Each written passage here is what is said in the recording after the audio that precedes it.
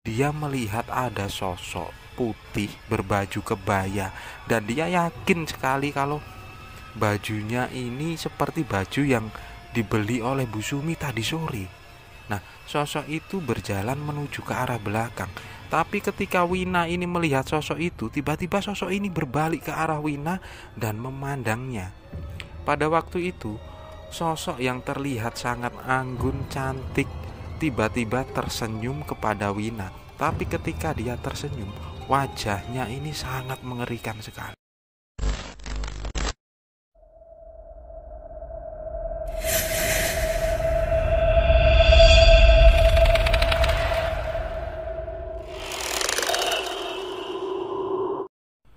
Assalamualaikum warahmatullahi wabarakatuh. Cerita kali ini berasal dari salah seorang teman, namanya Wina. Nah, Mbak Wina ini sekarang berusia 26 tahun. Dia adalah salah seorang ibu rumah tangga dan mempunyai satu orang anak. Aku kenal Mbak Wina ini karena dia merupakan istri dari salah seorang temanku, namanya Mas Hadi.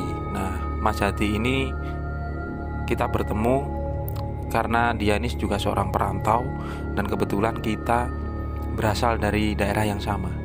Keakraban terjadi ketika aku bermain ke rumahnya Mas Hadi ini. Banyak yang kita obrolkan. Kebetulan waktu itu istrinya atau Mbak Wina ini menceritakan sebuah pengalaman horor atau pengalaman mistis. Seperti biasanya, setelah mendapatkan izin, aku mencoba menceritakan ulang pengalaman dari Mbak Wina ini. Sebuah kejadian sekitar tahun 2016. Waktu itu Wina ini masih belum menikah. Dia ini hidup di desa, bahkan belum mengenal Mas Hadi yang sekarang jadi suaminya itu. Hidup di desa yang cukup terpencil. Setelah lulus SMP, Wina ini hanya membantu orang tuanya yang waktu itu bekerja sebagai petani. Dia adalah anak pertama dari 3 bersaudara. Jadi Wina ini masih mempunyai 2 adik yang masih kecil. Ketika itu, suatu hari, tepatnya waktu lebaran di tahun 2016, salah seorang tetangganya ini namanya Yuli. Dia ini sekaligus teman kecil dari Wina. Nah, Yuli ini baru saja pulang kampung setelah bekerja cukup lama di kota. Pada waktu itu, ketika momen lebaran, jadi mereka ini bersilaturahmi. Nah, Yuli ini bercerita kalau dia dapat mandat dari juragannya atau bosnya untuk mencari seorang teman yang bisa dipercaya untuk bekerja di rumahnya.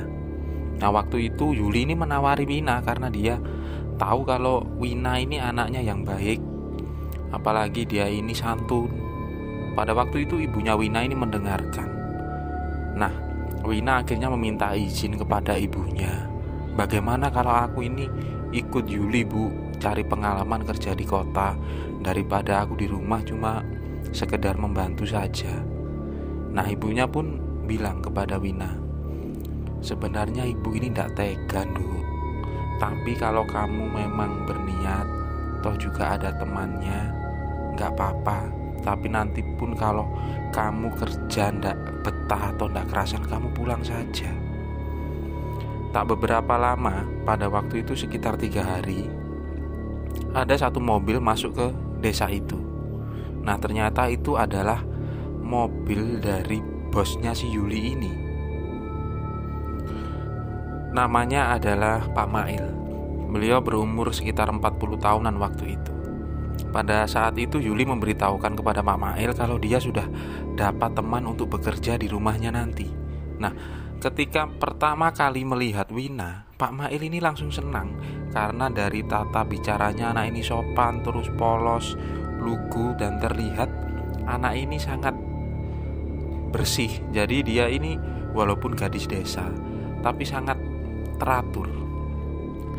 Seketika waktu itu Pak Mail pun meminta izin kepada orang tuanya Wina untuk mengajak anaknya bekerja di kota. Di sore itu mereka akhirnya berangkat. Perjalanan menurut Mbak Wina sekitar 4 jam dalam kondisi lancar, berarti jaraknya cukup jauh. karena Mbak Wina tidak memberitahukan di mana tepat lokasi dari rumah bosnya atau Pak Mail ini. Di malam itu langsung sampai. Ketika sampai, ternyata Wina ini tidak bekerja di rumah Pak Mail bersama Yuli, tapi dia dipekerjakan di rumah depannya, tepatnya seberang jalan dari rumah Pak Mail ini. Di sana ada rumah cukup lama, terlihat seperti bangunan kuno, tapi cukup megah karena bangunannya ini luas. Nah, itu adalah rumah Ibu Sumi. Beliau adalah ibu kandung dari Pak Mail. Setelah dikenalkan dengan Bu Sumi, Wina ini hanya duduk sambil memperkenalkan diri. Bu Sumi orangnya cukup tua, sekitar berumur hampir 70 tahunan, tapi beliau ini masih terlihat sehat. Nah, dalam perkenalan waktu itu, menurut Bu Sumi, Wina ini anaknya lembut, terus sopan. Jadi beliau langsung bilang ke Pak Mail kalau aku suka dengan anak ini. Di malam itu tidak ada pekerjaan, jadi Wina ini langsung diberikan sebuah kamar. Kamarnya cukup luas, bahkan menurut Wina di sana itu perabotannya cukup lengkap.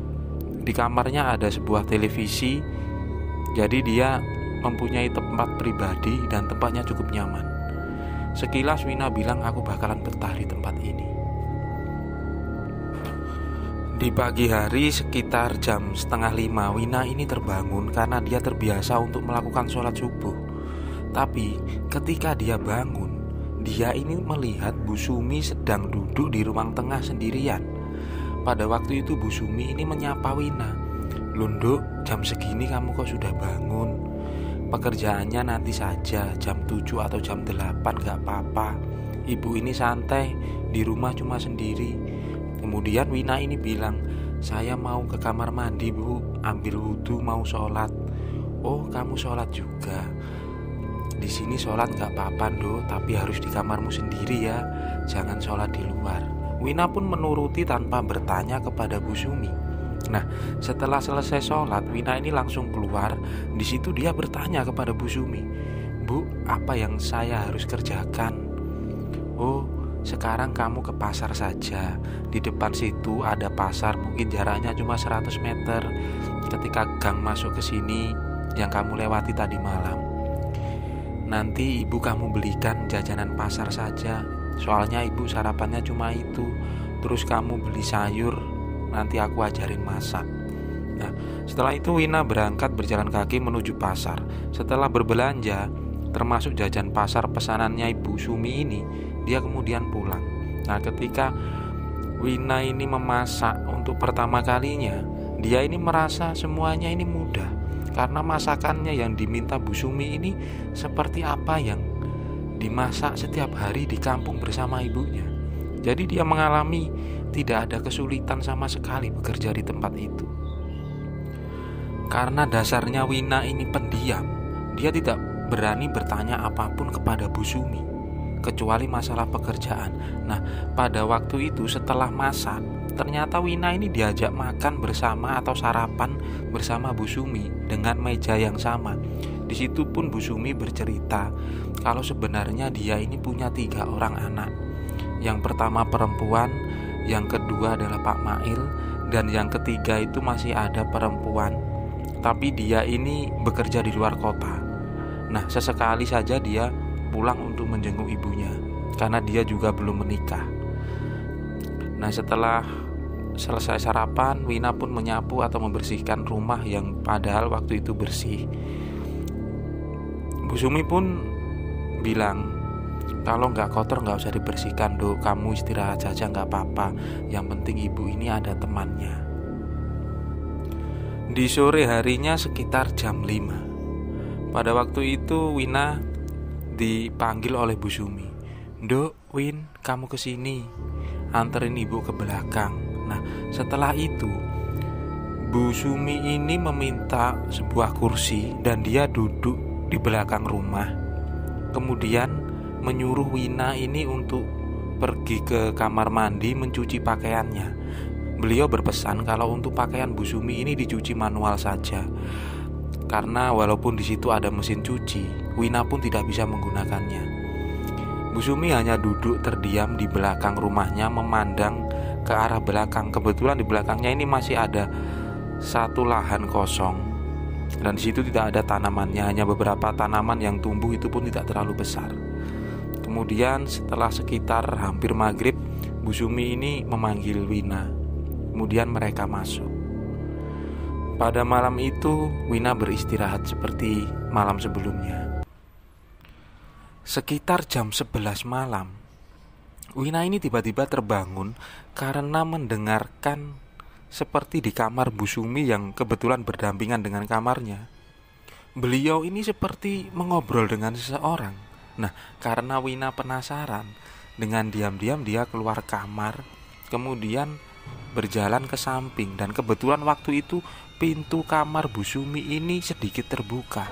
Di situ Wina ini melihat ke arah kamar Bu Sumi. Di situ ada sebuah kursi, di depannya ada meja, dan depannya lagi di tembok ini ada sebuah kaca.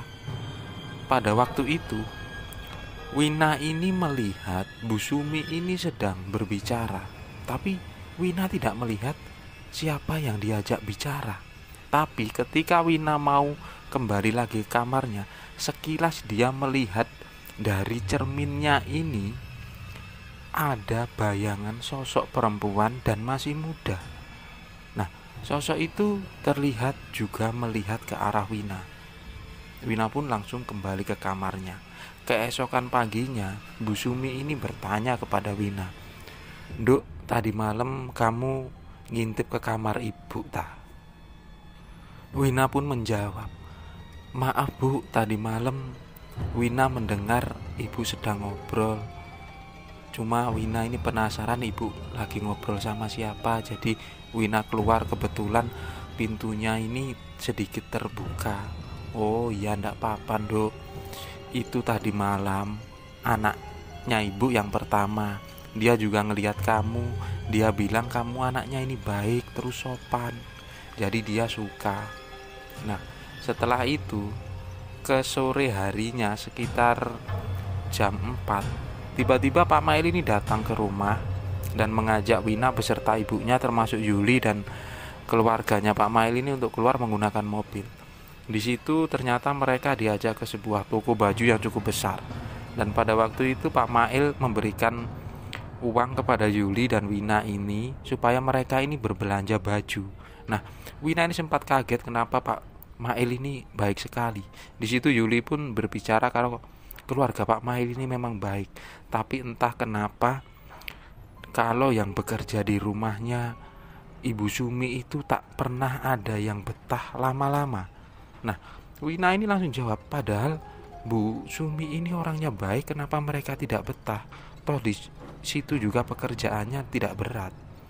Setelah itu mereka hanya terdiam. Pada waktu itu tiba-tiba Bu Sumi ini memanggil anaknya atau Pak Mail ini karena dia meminta untuk dibelikan sebuah baju. Nah, yang aneh menurut Wina adalah Bu Sumi ini meminta sebuah kebaya. Nah, kebaya itu ukurannya cukup kecil dan pantasnya mungkin dipakai oleh wanita atau seorang gadis. Tapi Pak Mail langsung membelikan saja sebuah kebaya itu untuk diberikan kepada ibunya. Setelah sedikit berbelanja, kemudian mereka ini sempat makan juga di luar bersama-sama. Jadi Wina ini sangat senang karena majikannya ini seperti keluarga sendiri, menganggap dia ini seperti keluarga sendiri. Bahkan mereka ini makan di satu meja bersama-sama. Setelah itu pulang. Sesampainya di rumah belum terlalu malam, sekitar jam 6:30. Pada waktu itu Bu Sumi ini langsung masuk ke kamarnya, sedangkan Wina ini melaksanakan sholat maghrib. Setelah sholat maghrib, tiba-tiba Wina ini dipanggil oleh Bu Sumi. "Dok, kamu kesini." "Ya Bu, ayo kita ke belakang sebentar." Nah, kemudian mereka berdua ini berjalan menuju ke belakang rumah. Di situ Bu Sumi meminta tolong kepada Wina untuk menggali sebuah lubang kecil di belakang rumah. Nah, Wina pun langsung menuruti permintaan Bu Sumi dengan menggunakan alat seadanya. Nah, setelah itu Bu Sumi ini memberikan sebuah bungkusan Wina tidak bertanya apa bungkusan itu, tapi dia sempat memegang dan merasakan itu adalah sebuah kain yang dibungkus. Setelah itu, bungkusan itu ditanam di tanah itu. Wina pun tidak berpikir macam-macam. Setelah menutup lubang itu, kemudian dia masuk ke dalam rumah. Setelah masuk ke dalam rumah, Wina ini disuruh langsung istirahat oleh Bu Sumi. Padahal waktu itu belum terlalu malam. Di malam harinya, tepatnya sekitar jam 11 malam, Wina ini tiba-tiba terbangun lagi. Nah, padahal waktu itu dia merasa di rumah itu hanya mereka berdua. Tapi dia dengan jelas mendengar kalau dari sebelahnya atau tepat kamarnya Bu Sumi ini terdengar dua orang ini sedang ngobrol. Bahkan sempat Wina ini terdengar suara perempuan yang sangat halus sekali. Tapi ketika suara yang halus itu berubah menjadi tawa atau senyuman, suara tawanya itu malah cenderung menakutkan. Untuk kedua kalinya Wina ini keluar dari rumah. Dia memberanikan diri dan mengintip ke kamar Bu Sumi. Di situ dia masih melihat Bu Sumi ini sedang berbicara, tapi di sana tidak ada siapapun. Wina pada waktu itu bilang kalau dia ini merinding. Pada waktu itu dia kembali lagi ke kamarnya. Tak beberapa lama kemudian, suara pintu ditutup dari kamar Bu Sumi. Nah, pelan-pelan Wina keluar untuk mengintip siapa yang berada di luar, atau mungkin tamunya Bu Sumi atau anaknya sudah keluar karena dia pengen tahu itu siapa. Tapi tiba-tiba ketika Wina ini keluar dari kamarnya, dia melihat ada sosok putih berbaju kebaya, dan dia yakin sekali kalau bajunya ini seperti baju yang dibeli oleh Bu Sumi tadi sore. Nah, sosok itu berjalan menuju ke arah belakang. Tapi ketika Wina ini melihat sosok itu, tiba-tiba sosok ini berbalik ke arah Wina dan memandangnya. Pada waktu itu, sosok yang terlihat sangat anggun, cantik, tiba-tiba tersenyum kepada Wina. Tapi ketika dia tersenyum, wajahnya ini sangat mengerikan sekali. Spontan Wina hanya berdoa dan mulai mundur beberapa langkah. Ketika dia mulai masuk ke kamarnya, dia sempat melirik ke sosok itu tadi. Tapi sosok itu bukannya lagi berjalan, tapi justru melayang menuju ke belakang rumah. Wina sempat ketakutan ketika dia masuk ke kamar. Tapi dia berpikir kalau mungkin ada makhluk atau apapun, karena dia yakin itu bukan sosok manusia. Mungkin dia hanya ingin berkenalan. Nah, pada waktu itu Wina pun mencoba untuk tidur. Nah, setelah tidur di pagi harinya, ketika dia bertemu Bu Sumi ini hanya tersenyum tanpa mengucapkan sepatah kata apapun seperti biasanya kalau di pagi hari. Setelah menyelesaikan beberapa pekerjaan, kebetulan di hari itu anaknya yang bekerja di luar kota ini datang. Nah, pada waktu itu Bu Sumi memperkenalkan anaknya yang ketiga, yang perempuan ini. Tapi pada waktu itu Wina hanya terbengong. Dia bilang kalau mbaknya ini bukan seperti yang aku lihat tadi malam. Walaupun itu diucapkan di dalam hati. Kemudian Wina meminta izin kepada Bu Sumi untuk pergi ke rumah Pak Mail. Dia ingin menemui Yuli. Nah, Bu Sumi pun mengizinkannya karena dia di rumah sudah ditemani oleh anak ketiganya. Sesampainya di rumahnya Pak Mail yang berada di seberang jalan, Wina ini langsung bilang kepada Yuli kalau selama 2 malam dia tinggal di rumah Bu Sumi ini, dia sudah 2 kali mengalami kejadian aneh. Bahkan tadi malam dia ini melihat sosok yang semula dia ini cantik, tapi justru ketika dia memandang sambil tersenyum, malah sosoknya ini menakutkan. Nah, pada waktu itu Yuli hanya diam dan mendengarkan apa yang diceritakan Wina. Tapi di belakang mereka ini ternyata ada Pak Mail yang mendengarkan obrolan itu. Kemudian Pak Mail muncul. Spontan Wina ini merasa kaget dan sedikit takut. Tapi Pak Mail hanya tersenyum. Kemudian beliau ini bercerita kepada Wina kalau memang sudah beberapa kali ada pembantu yang bekerja di rumah ibu itu tidak betah. Entah kenapa Pak Mail juga tidak mau menceritakannya, karena menurut mereka di situ ada yang aneh. Nah, kemudian Pak Mail ini ternyata membuka sebuah rahasia, kalau sebenarnya ibu itu memang punya 3 anak. Nah, ibu itu selalu bilang dan bercerita kalau kakaknya Pak Mail atau anaknya ibu yang pertama ini meninggal setelah dia ini dilahirkan. Jadi waktu itu dia itu dikuburkan tepat di belakang rumah. Makanya kadang ibu itu sering berada di situ, apalagi setelah suaminya ibu ini meninggal beberapa tahun yang lalu karena sakit. Jadi ibu ini seperti mungkin kesepian. Nah, ketika pada hari-hari tertentu ibu ini memang selalu meminta untuk dibelikan baju, dan itu sudah berlangsung bertahun-tahun.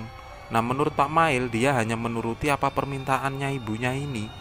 Pak Mail pun pernah disuruh membeli sebuah baju yang ukurannya mungkin untuk anak yang masih umur 17-an tahun, dan itu sudah berlangsung beberapa tahun yang lalu. Nah, waktu itu Pak Mail ini disuruh menguburkannya tepat di samping kuburannya almarhum kakaknya ini.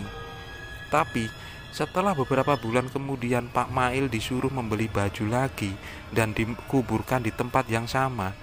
Yang aneh adalah baju yang pernah dia kuburkan di situ sudah tidak ada. Ketika dia mencoba bertanya kepada ibunya, dia ini bilang kalau baju ini sudah dipakai oleh kakakmu.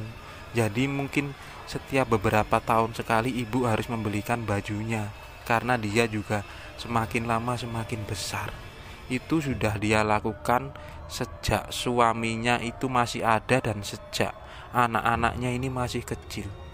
Menurut cerita almarhum bapaknya itu, memang ibunya ini sangat menyayangi anak pertamanya dulu, mungkin karena itu adalah kelahiran dari anak pertamanya. Pada waktu itu Pak Mail juga sempat minta maaf atas perilaku aneh ibunya, tapi beliau juga tidak memaksa. Kalau Wina ini tidak betah bekerja di situ, dia akan diantar pulang. Tapi pada waktu itu Wina bilang dia ini cuma ingin tahu saja. Jadi dia tidak heran atau takut dengan hal seperti itu. Bahkan dia akan berusaha untuk membantu mendoakan sosok yang berada di belakang rumah atau yang dianggap oleh ibu ini adalah anaknya. Dia berusaha untuk tetap bekerja di situ, apalagi Bu Sumi ini orangnya baik. Nah, pada waktu itu Pak Mail ini bahkan mengucapkan terima kasih kepada Wina ini. Pada akhirnya Wina sampai bekerja lebih dari 3 tahun di tempat itu. Setelahnya tidak ada kejadian lagi, walaupun masih sering dia kadang melihat Bu Sumi ini berbicara sendiri atau entah beliau ini masih ngobrol dengan anaknya. Tapi menurut Wina dia sudah tidak pernah melihat sosok itu lagi, karena hampir setiap dia sholat dia selalu mendoakan sosok itu. Dari kisah ini dapat diambil sebuah kesimpulan bahwa setiap pekerjaan pasti membutuhkan adaptasi. Entah itu karena tempat baru, suasana baru, lingkungan baru, atau tentang hal-hal di luar nalar yang baru. Tapi harus didasari dengan ikhlas, telaten, dan tetap bekerja keras, karena lebih capek bekerja daripada capek mencari pekerjaan. Sehat selalu buat semua pejuang rupiah. Terima kasih buat teman-teman yang sudah menonton video ini, dan wassalamualaikum warahmatullahi wabarakatuh.